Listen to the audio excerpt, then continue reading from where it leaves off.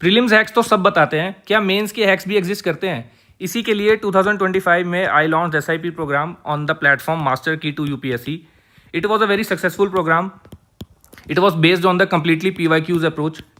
Based on this, I have decided to launch it for 2026 as well. My name is Naman Bansal. I have given 3 civil services interview with consistent score of 400 to 410 marks in GS and 115 to 119 marks in ethics. First of all, we will understand what are the 6 mistakes every aspirant makes, जिसके कारण he or she is failing mains every time, irrespective of his efforts, irrespective of his direction or guidance. Then in the next video, I'll tell you what is the SIP program. First mistake is overeating.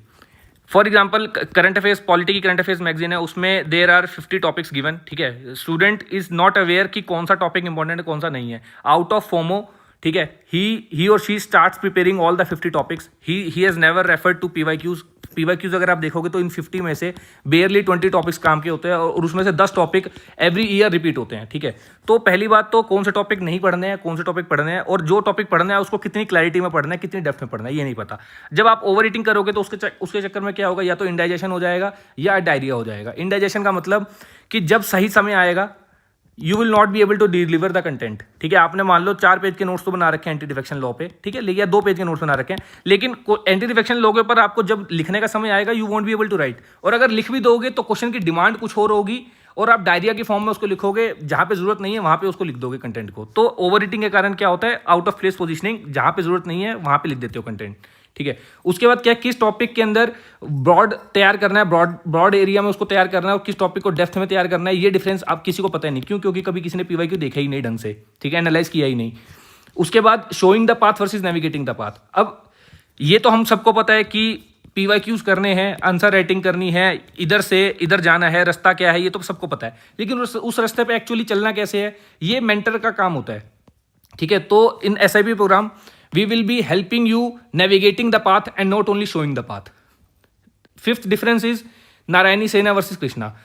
Narayani Sena मतलब coaching के mock questions and Krishna मतलब PYQ questions. This year also 2025 I predicted questions based on PYQs only, है ना, and coachings were predicting on the basis of current affairs.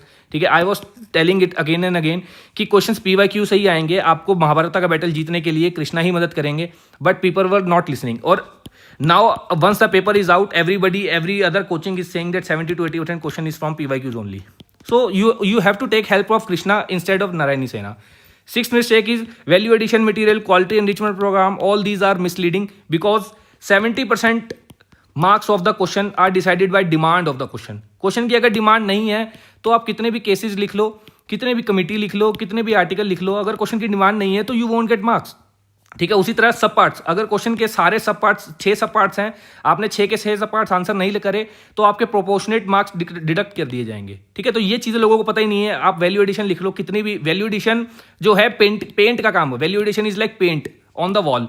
ठीक है, wall तो आपकी brick से ही बनेगी, मोटर से ही बनेगी ना, तो वॉल तो आपको पहले बिल्ड करनी पड़ेगी. वॉल जो है डिमांड ऑफ द क्वेश्चन से डिसाइड होती है, सब पार्ट्स ऑफ द क्वेश्चन से डिसाइड होती है.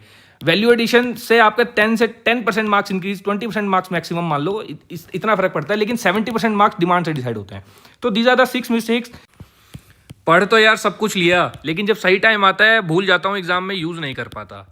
आंसर्स तो यार 5000 से ऊपर लिख लिए, लेकिन अभी भी 350 से 360 में GS का स्कोर अटका है, 400 से ऊपर GS का स्कोर ही नहीं जा रहा. For this, I launched the SIP program for 2025 mains on the platform Master Key to UPSC. It was a very successful program. It was completely based on the PYQs approach. I have decided to launch it for 2026 as well. So SIP means selection, interlinkages, and placement. Selection means selecting the topics based on the PYQs. मतलब Pareto optimization approach. Pareto optimization approach क्या होती है? We read 20% topics with that deliver 80% marks. ठीक है, तो हम ऐसे topic select करेंगे जो most of the times PYQ में रिपीट होते हैं. अगर हमने टॉपिक सेलेक्ट भी कर दिया, लेट्स से हमने एंटी डिफेक्शन लॉ सेलेक्ट किया है, तो इसके ऊपर कितना कंटेंट प्रिपेयर करना है. People are preparing 2 pages notes on anti defection law, लेकिन अगर आप ढंग से देखो इसके ऊपर हाफ पेज से ऊपर जरूरत नहीं है नोट्स बनाने की. ठीक है, कुछ टॉपिक्स होते हैं 1 पेज की जरूरत पड़ती है, किसी में 1/4 पेज की, किसी में 1/3 पेज की. नक्सलिज्म एक टॉपिक है, इसके ऊपर आई प्रिपेयर्ड 1 पेज नोट्स बिकॉज क्योंकि नक्सलिज्म हर एवरी 2 से 3 ईयर क्वेश्चन आता है. This year also I predicted, तो ये 1 पेज नोट्स डिजर्व करता है. लेकिन आपका anti defection law half page deserve करता है, ठीक है। तो टॉपिक को पढ़ना है, कितने डेप्थ में पढ़ना है, ये सिलेक्शन से समझ आएगा। कंटेंट कौन सा सेलेक्ट करना है, टॉपिक कौन सा सेलेक्ट करना है, उसको कितनी डेप्थ में पढ़ना है। Store less earn more is the philosophy of Pareto optimization. Second step is interlinkages. Interlinkages मतलब developing the functional bonds between all the subjects and all the papers, ठीक है। पीपल कंसिडर 7 पेपर्स होते हैं, ठीक है। एक ऐसे का होता है, 4 जीएस के होते हैं, 2 ऑप्शनल के होते हैं। People consider the 7 papers as 7 different papers, but I consider the all these as a same one single paper. क्यों? क्योंकि अगर आप इस साल भी देखोगे GS1 के अंदर दे आर आस्किंग GS3 का क्वेश्चन, ठीक है। GS3 के अंदर दे आर आस्किंग GS1 का क्वेश्चन, GS2 के अंदर दे आर आस्किंग GS4 का क्वेश्चन, GS1 के अंदर they are asking civil services का क्वेश्चन, GS4 वाला क्वेश्चन। तो अगर आप सारे पेपर्स में, सारे सब्जेक्ट्स में इंटरलिंकेजेस नहीं बिल्ड करोगे, ठीक है, फंक्शनल बॉन्ड्स डेवलप नहीं करोगे, तो it is very tough to impress the examiner. क्योंकि इंटरलिंकेजेस, फंक्शनल बॉन्ड्स, इसके बिना आपको क्वालिटी कंटेंट आपका डिलीवर नहीं हो पाएगा, ठीक है। वो आपका सरफेस लेवल पे कंटेंट रह जाएगा, ठीक है। और it is also based on the slicing and dicing approach. मान लो आपने कोई एक टॉपिक पढ़ा है, ये वाला, ठीक है। मान लो आपने यहाँ पे सोसाइटी पढ़ा, ठीक है, और यहाँ पे एक सोशल जस्टिस है, ठीक है। सोशल जस्टिस में आपने कुछ डाटा पढ़ा होगा, उसको आप सोसाइटी के कंटेंट में लिखोगे, सोसाइटी का डाटा सोशल जस्टिस में लिखोगे। आपने इकोनॉमी में कुछ पढ़ा होगा, उसको आप एग्रीकल्चर में यूज़ करोगे, उसको आप क्या नाम है जियोग्राफी के क्वेश्चन में यूज़ करोगे। ज्योग्राफी में अगर आपने कुछ पढ़ा है तो उसको आप क्या नाम है जाके सिक्योरिटी में यूज़ करोगे। सिक्योरिटी में अगर आपने कुछ पढ़ा है तो आप IR में यूज़ करोगे, ठीक है। तो दिस इज अ स्लाइसिंग, मतलब एक जगह से आपने कंटेंट को स्लाइस किया, काटा, और उसको दूसरी जगह डाइस कर दिया, उसके ऊपर प्लेस कर दिया, ठीक है। तो after developing linkages we develop a habit of slicing and dicing.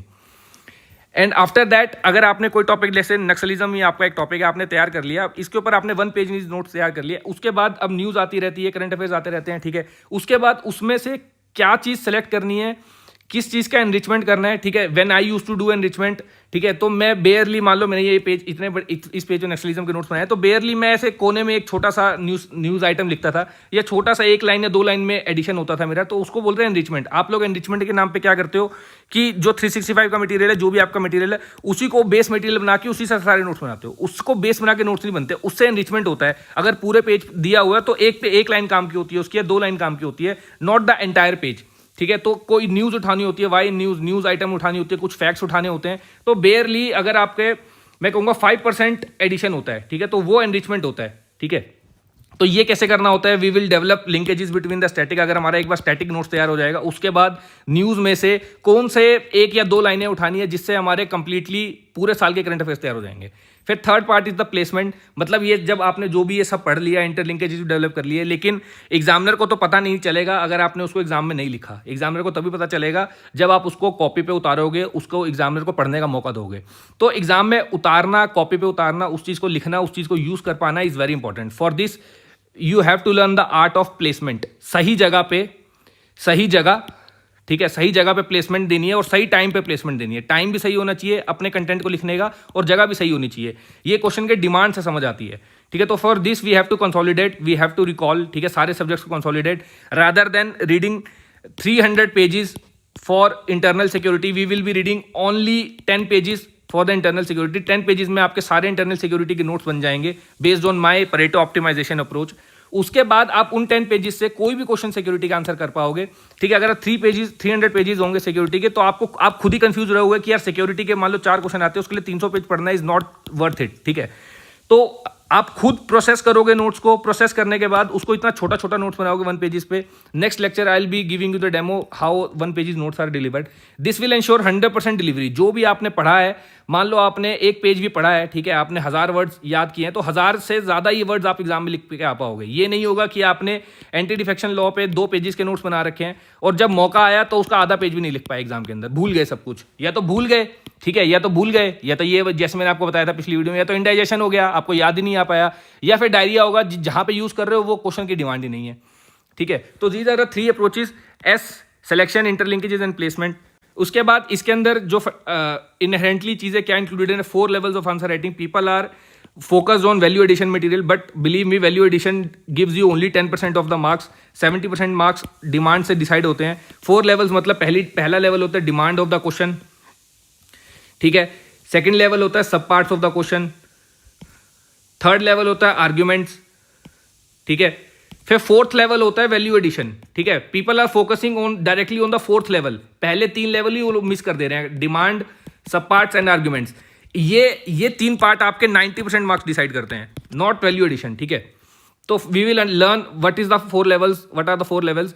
It will be a thinking based programme. अब जब इंटरलिंकेजेस में बिल्ड कर रहा हूं तो there will be heavy use of mind rather than use of your hand. हम answers कम लिखेंगे, दिमाग ज्यादा चलाएंगे, ठीक है। तो लिखने के प्रोग्राम कम होगा, राइटिंग का प्रोग्राम ज्यादा होगा, थिंकिंग का प्रोग्राम ज्यादा होगा।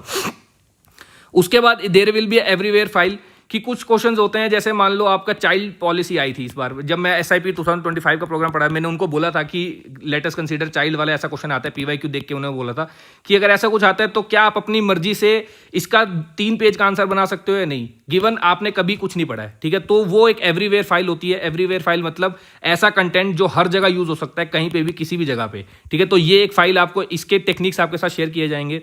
फिर उसके बाद एक कुकिंग स्किल्स, मतलब कोई बिल्कुल ही बाउंसर क्वेश्चन आ गया, साइबर डोम जैसा, साइबर डोम एक क्वेश्चन आ गया, ठीक है, गोथनबर्ग प्रोटोकॉल आ गया, तो ऐसे क्वेश्चंस के अंदर एक बफर सॉल्यूशन हम तैयार कर लेंगे कि जिसमें कुछ भी आप चेंजेस कर लो, भाई मेरे को फर्क नहीं पड़ता, मैं लास्ट में आंसर कुछ ना कुछ लिख के आ जाऊंगा। This will be the based on cooking skills. फिर उसके बाद लास्ट मिनट रिकॉल नोट्स, ये रिवीजन नहीं है, ठीक है। रिवीजन और रिकॉल में बहुत डिफरेंस होता है। लोग रिवीजन करते हैं, हम करेंगे रिकॉल, ठीक है, active recall. It will be based on the technique of active recall, ठीक है। तो लास्ट मिनट रिकॉल नोट्स आपके बनवाए जाएंगे, जैसे मैंने आपको बताया, सिक्योरिटी के 10 पेजेस के नोट्स होंगे, पॉलिटी के 20 पेजेस के नोट्स होंगे, रादर देन पॉलिटी के आप 1000 पेज के नोट्स बना के बैठ रहे हो, इकोनॉमी के 2000 पेज के नोट्स, सिक्योरिटी के 300 पेज के, ठीक है। ये लास्ट में रिवाइज नहीं हो पाते, इनका कोई मतलब नहीं होता, इसलिए we will be focusing on last minute recall notes. तो this is the basic of what is SIP। Foundation course तो कर लिया, लक्ष्मीकांत स्पेक्ट्रम जैसी बुक्स तो पढ़ ली, लेकिन उसको यूज करके मेंस में स्कोर कैसे लाया जाता है? This is the foundational philosophy for SIP course. So how SIP is different from other courses? First of all, it is based on the use of mind and not the hand. Hand मतलब you are writing daily 10 questions a day, and instead of doing all these things, we will use our mind and we will develop the interlinkages between all the 7 papers, जिससे हमारा labor work reduce हो जाएगा और number of attempts reduce हो जाएंगे। Second is we will not be giving you the copy paste content, की जो ऐसा नहीं है कि 300 पेजेस के आपके इंटरनल सिक्योरिटी के नोट्स आपको बना के दे दिए, ठीक है, और लास्ट में जाके आपको उसको खुद प्रोसेस करना पड़ रहा है, खुद मेहनत करनी पड़ रही है। ऐसा नहीं होगा। आपको सीधा इस कोर्स के अंदर जो आपको लेक्चर दिया जाएगा, उस लेक्चर को देख के आपको समझ आ जाएगा, गिवन इन्फॉर्मेशन को प्रोसेस करके अपने परेटो ऑप्टिमाइज नोट्स कैसे बनाने हैं। This is the sample of my Naxalism 1 pager notes, ठीक है। इसमें मैं देखो, मैंने डेफिनेशन भी लिख रखी है, डाटा भी लिख रखा है, कॉजेज भी लिख रखे हैं, स्ट्रेटेजीज भी लिख रखी है। ये सारे के सारे PYQs हैं। अगर आप जाके देखोगे ना, civil administration, security force, government of India, causes, ये सारे के सारे PYQs के हिसाब से ही नोट्स बना रखे हैं मैंने, और ये सारे के सारे एक पेज में कंसोलिडेट कर रखा है। इसको कैसे कंसोलिडेट करना है, फिर करंट अफेयर्स को इंटीग्रेट कैसे करना है, वैल्यू एडिशन को कैसे इंटीग्रेट करना है, ठीक है, कोटेशंस को कैसे यूज करना है, इंट्रोडक्शन में लिखना है, बॉडी में लिखना है, कंक्लूजन में लिखना है, बॉडी में भी लिखना है तो कहां लिखना है। All these things is a skill set जो आपको SIP कोर्स के अंदर बताया जाएगा। उसके बाद student mentor interaction. I am known to be live 24/7 all the time on my Telegram handle. You can message me और कॉल मी एनी टाइम, ठीक है। बाकी कोर्सेज में मेंटर्स आर अवेलेबल वीकली, और वो भी ढंग से अवेलेबल नहीं होते, 1-to-1 इंटरेक्शन नहीं करते, ग्रुप इंटरेक्शन होते हैं। इसमें आपका लाइव इंटरेक्शन होगा, पर्सनल इंटरेक्शन होगा, या तो मेरे साथ या फिर निखिल के साथ। Fifth point is enrichment sprinklers, कि जैसे एनरिचमेंट स्प्रिंकलर मतलब जैसे मैं अपने टाइम पे जब अटेम्प्ट दे रहा था, सुकमा बीजापुर अटैक हुआ था 2021 में, इसको कहां पे यूज करना है, इंट्रोडक्शन, बॉडी, कंक्लूजन, ठीक है, ये स्किल सेट है, ये आपको बताया जाएगा। ये डाटा है, इसको कहां यूज करना है, ये कोटेशन कहां यूज करना है। उसके बाद how to use current affairs. अब जैसे जब मैं मेंस चल रहा था 2025 का, तो उससे 3-4 दिन पहले I was dropping some content based on my reading. तो उस टाइम पे मैंने कंटेंट ड्रॉप किया था कि इंडिपेंडेंस डे पे 13 रिमोट एरियाज नक्सली में नेशनल फ्लैग को होइस्ट किया था। तो this could have been a very good introduction for left wing extremism और very good introduction for the changing values in GS4, ठीक है। और ये दोनों, ये वाला क्वेश्चन तो इस बार GS3 में आया ही है, ठीक है। तो अगर आप ये करंट अफेयर्स इसको यूज कैसे करके मेंस में मार्क्स कैसे लाने हैं, तो दिस वाज द एविडेंस। उसके बाद उसी तरह सेमीकंडक्टर मुझे पता था इस साल आएगा, तो मैंने उसी दिन, आप मेरे ये वाले nurturing for UPSC Telegram channel खोल के देख सकते हैं, मैंने यहाँ पे सब डाला हुआ है। वहां पे मैंने बताया था कि this piece of information can be use as a introduction for semiconductor question, ठीक है। और सेमीकंडक्टर क्वेश्चन GS3 में इस बार आया था। उसी तरह ये न्यूज मेरे को दिखी थी। इस न्यूज से मैंने 4 क्वेश्चन प्रेडिक्ट किए थे कि सोलर या फिर विंड एनर्जी का क्वेश्चन GS1 में आएगा, क्लाइमेट चेंज डिप्लोमेसी का क्वेश्चन GS2 में आएगा, as a form of targets GS3 में आएगा, और एक 4th क्वेश्चन भी मैंने कहा था कि न्यूक्लियर एनर्जी का टारगेट इंक्रीज किया है PM ने, तो ये भी एक आ सकता है क्वेश्चन, ठीक है। ये चारों क्वेश्चन आ गए थे एग्जाम में इसी साल 2025 के मेंस में। So this was the level of my understanding कि एक सिंगल पीस ऑफ इंफॉर्मेशन से मैंने कैसे क्वेश्चंस प्रेडिक्ट किए, ठीक है, और कैसे उसको मैं यूज करूंगा एग्जाम में। तो this is a skill set जो आपको बताया जाएगा, ठीक है। फिर उसके बाद 1 to 1 लाइव टेस्ट डिस्कशन। अब जनरली क्या होता है, आपको टेस्ट प्रोवाइड किया जाता है, उसकी रिटर्न चेकिंग होती है, ठीक है, आपको एक रिटर्न चेकिंग करके पेपर प्रोवाइड कर दिया जाता है, लेकिन एक्चुअली में उसकी क्वेश्चन की डिमांड क्या थी, उसके सब पार्ट्स क्या थे, उसके अंदर आर्गुमेंट्स क्या लिखने थे, वैल्यूएशन क्या करना था, ये नहीं बताया जाता। ठीक है, मैं जब टेस्ट लेता हूं तो मैं 1 to 1 आके लाइव क्वेश्चन डिस्कस करता हूं, उसमें आपको सारे 4 लेवल्स बताता हूं कि क्वेश्चन की डिमांड क्या है, सब पार्ट्स क्या है, आर्गुमेंट्स क्या है, वैल्यूएशन क्या है।